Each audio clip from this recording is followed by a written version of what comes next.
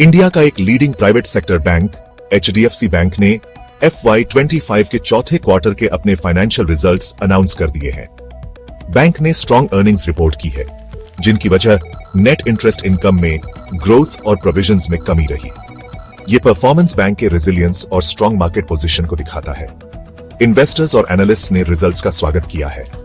HDFC bank ने Q4 FY25 के लिए स्टैंडअलोन नेट प्रॉफिट 17,616 करोड़ रुपए डिक्लेयर किया है। पिछले साल के सेम क्वार्टर के मुकाबले ये 6.7% की बढ़ोतरी है। बैंक ने पर शेयर 22 रुपए का डिविडेंड भी अनाउंस किया है, जिससे इन्वेस्टर्स खुश हैं। ये स्ट्रॉन्ग परफॉर्मेंस बैंक के लोन बुक बढ़ाने और अच्छी एसेट क्वालिटी मेंटेन करने पर फोकस की वजह से है। बैंक का नेट इंटरेस्ट इनकम यानी NIY ईयर ऑन ईयर 10.3% की इंप्रेसिव ग्रोथ के साथ Q4 FY25 में 32,070 करोड़ रुपए पहुंच गया। ये ग्रोथ क्रेडिट ग्रोथ में अच्छी एक्सपेंशन और स्टेबल नेट इंटरेस्ट मार्जिन की वजह से हुई। नेट इंटरेस्ट मार्जिन यानी NEM टोटल एसेट्स पर 3.54% और इंटरेस्ट अर्निंग एसेट्स पर 3.73% रहा। ये बैंक की लोन्स की सही प्राइसिंग करने की क्षमता दिखाता है। एचडीएफसी बैंक के इंप्रेसिव रिजल्ट्स उसके स्ट्रॉन्ग फंडामेंटल्स को रिफ्लेक्ट करते हैं। Bank healthy balance sheet maintain करने और अपनी रीच बढ़ाने पर फोकस कर रहा है। ये फैक्टर्स आगे आने वाले क्वार्टर्स में कंटिन्यूड ग्रोथ के लिए उसे अच्छी पोजीशन में रखते हैं। Q4 FY25 में एचडीएफसी बैंक का स्ट्रॉन्ग परफॉर्मेंस उसके फाइनेंशियल मैट्रिक्स में साफ दिख रहा है। बैंक का नेट रेवेन्यू 44,090 करोड़ रुपए रहा। Q4 FY24 के 47,240 करोड़ रुपए के मुकाबले ये कम है, लेकिन नॉन इंटरेस्ट रेवेन्यू ने पॉजिटिव मोमेंटम दिखाया। ये 12,030 करोड़ रुपए पहुंच गया। फी और कमीशन इनकम का भी अच्छा कंट्रीब्यूशन रहा। ये पिछले साल के सेम पीरियड के साथ 1,990 करोड़ रुपए से बढ़कर 8,530 करोड़ रुपए हो गया। बैड लोन्स के लिए प्रोविजंस में अच्छी कमी देखी गई। ये पिछले साल के 13,510 करोड़ रुपए से घटकर 3,190 करोड़ रुपए हो गए। ये तेज कमी बैंक की इंप्रूविंग एसेट क्वालिटी दिखाती है। कम प्रोविजंस ने क्वार्टर में बैंक की प्रॉफिटेबिलिटी को बूस्ट किया। ये बैंक के लोन बुक मैनेज करने के प्रोएक्टिव अप्रोच को दिखाता है। हेल्थी लोन पोर्टफोलियो मेंटेन करने की एचडीएफसी बैंक की कमिटमेंट साफ दिख रही है। Q4 FY25 के एंड में बैंक का ग्रोस नॉन परफॉर्मिंग एसेट्स यानी GNPA रेशो 1.33% रहा।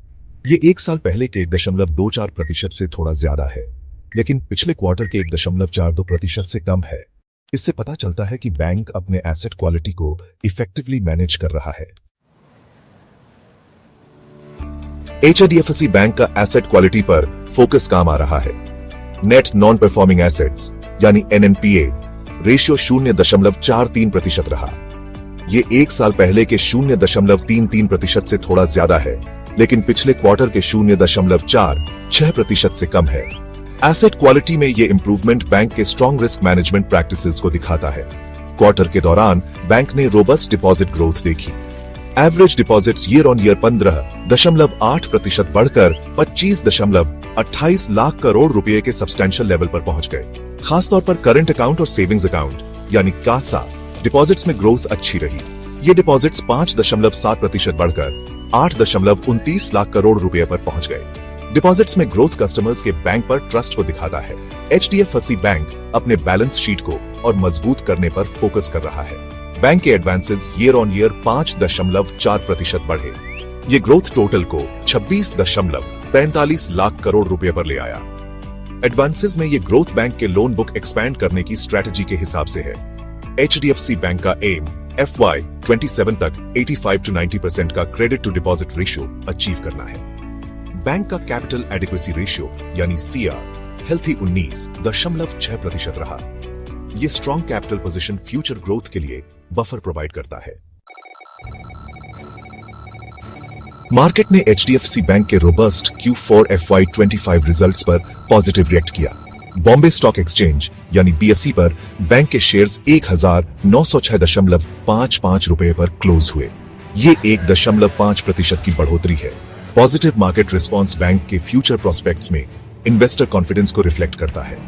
चैलेंजिंग इकोनॉमिक एनवायरनमेंट में एचडीएफसी बैंक का Q4 FY25 में स्ट्रॉन्ग परफॉर्मेंस उसका रेजिलियंस दिखाता है। बैंक इंडियन इकोनॉमी में ग्रोथ अपॉर्चुनिटीज का फायदा उठाने के लिए अच्छी पोजीशन में है। टेक्नोलॉजी और कस्टमर सेंट्रिसिटी पर उसका फोकस आने वाले सालों में उसकी ग्रोथ को ड्राइव करता रहेगा। ओवरऑल HDFC बैंक के Q4 FY25 रिजल्ट्स इंप्रेसिव थे। ये बैंक के स्ट्रॉन्ग फंडामेंटल्स और सस्टेनेबल ग्रोथ के प्रति उसकी कमिटमेंट को हाईलाइट करते हैं। एनालिस्ट्स बैंक के फ्यूचर प्रोस्पेक्ट्स को लेकर ऑप्टिमिस्टिक हैं। वो बैंक की स्ट्रॉन्ग मैनेजमेंट टीम और उसके रोबस्ट बिजनेस मॉडल को लॉन्ग टर्म ग्रोथ के की फैक्टर्स बताते हैं।